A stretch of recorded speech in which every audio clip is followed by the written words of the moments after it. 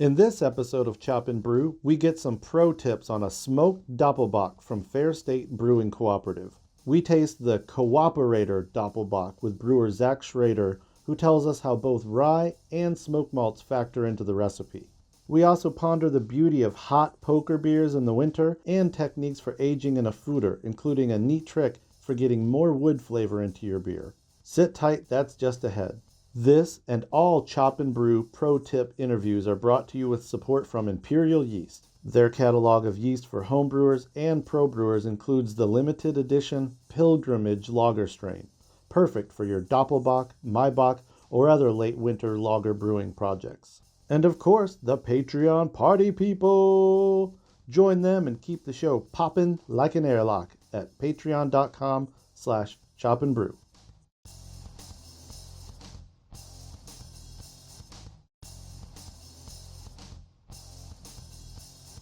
What's going on, everybody? Chip Walton. I'm here representing not only Chop and Brew and Camp Rauch Beer, an imaginary place full of wonderful smoky beers, and House Hufflepuff, but I'm also representing Fair State as an owner member, Fair State Brewing Cooperative. And guess who I got here? Innovative Brewer Zach Schroeder. What up? Hey.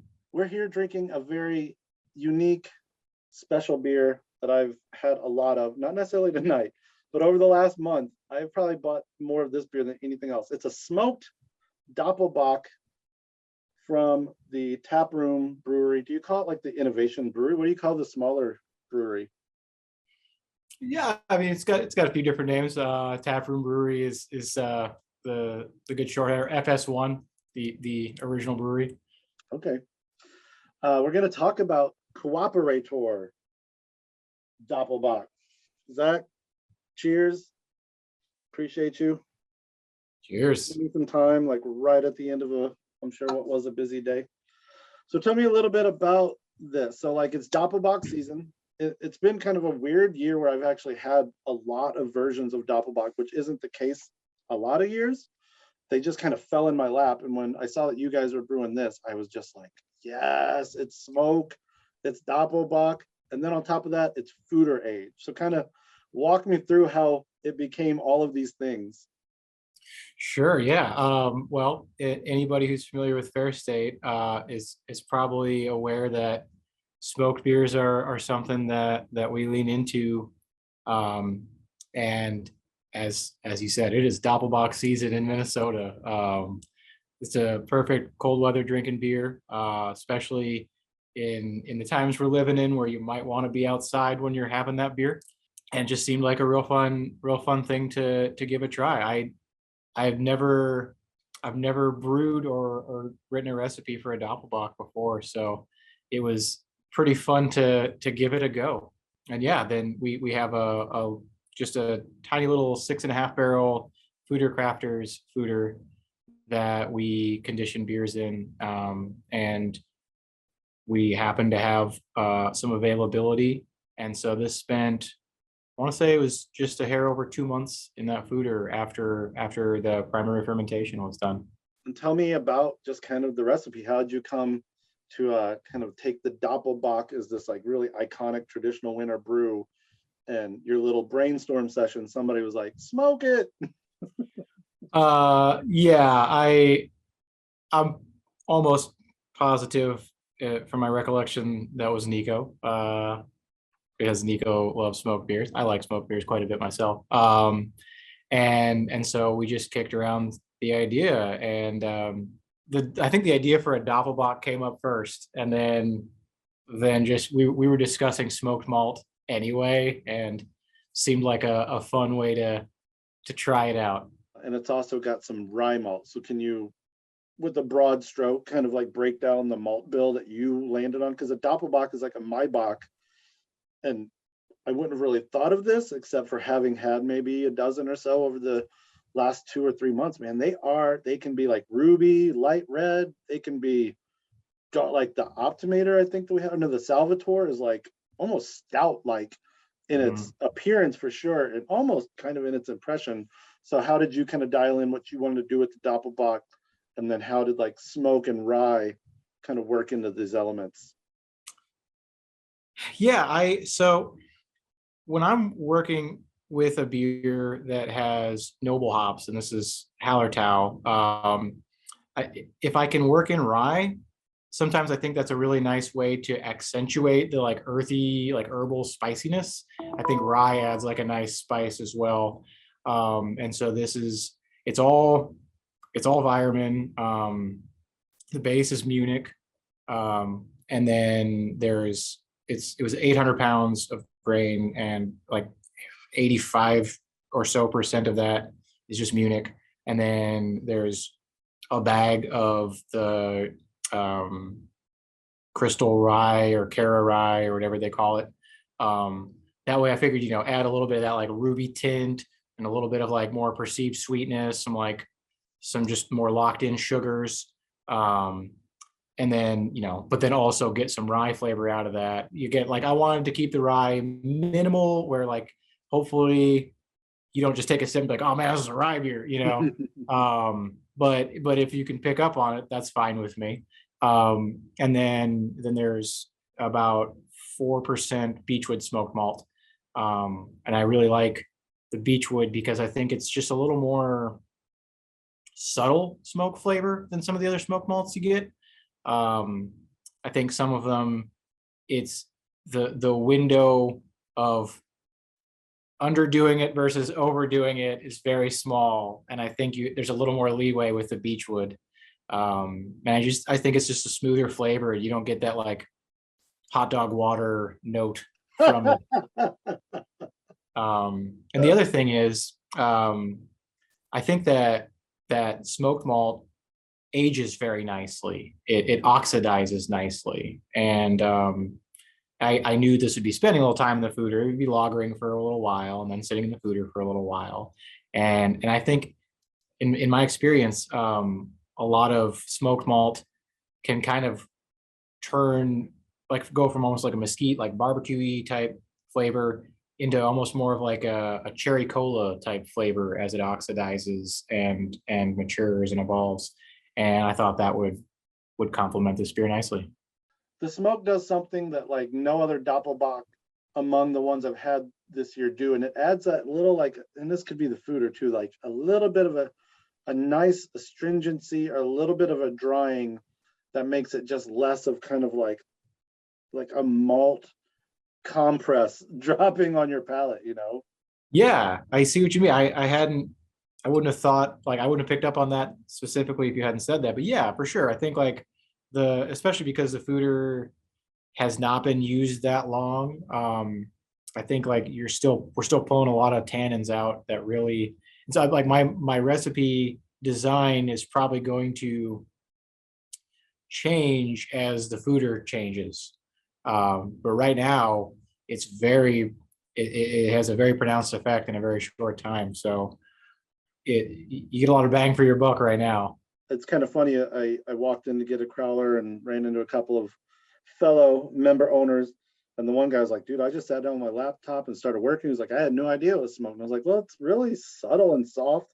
To me, it comes out more as it warms, and it just becomes this kind of like, and I was going to ask you about this in a moment, but the hot poker beer, it kind of seems to have that almost happening already. It's got this like essence of fire, smoke, caramelization almost from it.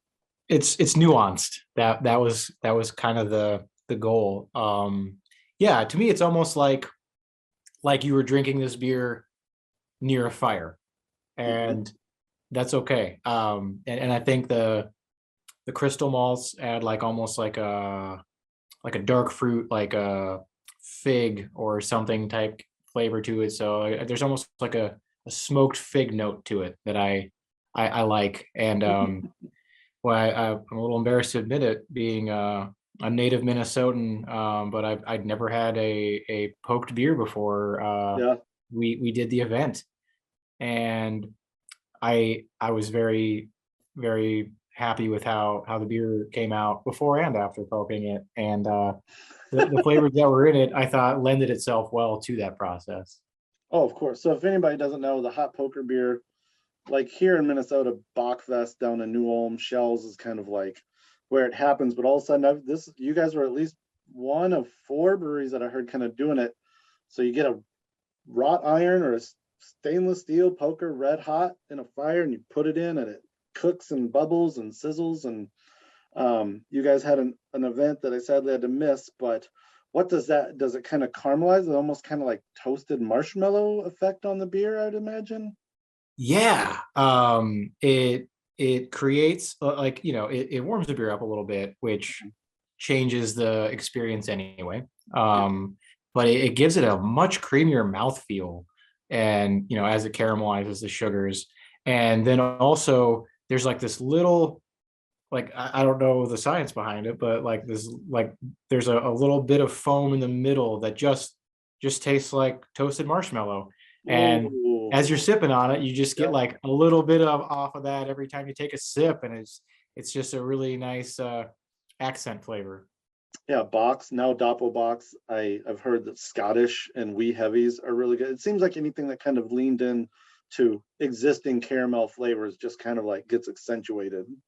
Certainly, yeah. And it's not like if somebody showed up with a beer that wasn't Cooperator, we turned them away if they wanted it poked. Like, so I saw people getting other beers, getting the hot poker treatment, and a lot of people were getting Tmave Pivo, our Czech dark lager, Oh poked. yeah. And I did as well, and it was tasty. I saw some Vienna lager getting poked, so I'll have to try that next time.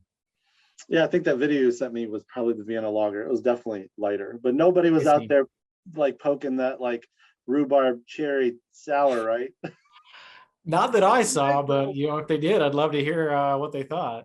John Hall, the beer writer, kind of the ringleader of this week in Rauk Beer and Camp Rauk Beer, asked me to kind of ask, what is your personal sweet spot percentage wise? And this, we may have already answered it, but when it comes to like smoke beers, you're either brewing or you're drinking. And I guess this could even go into like, does that sweet spot change depending on the actual malt and what it's been smoked with?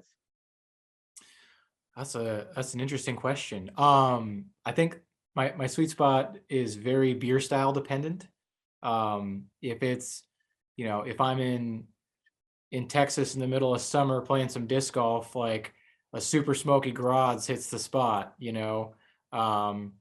whereas with a beer like this, where I want to really get a lot of other malt flavors out of the beer too, I I can appreciate it being at a lower level.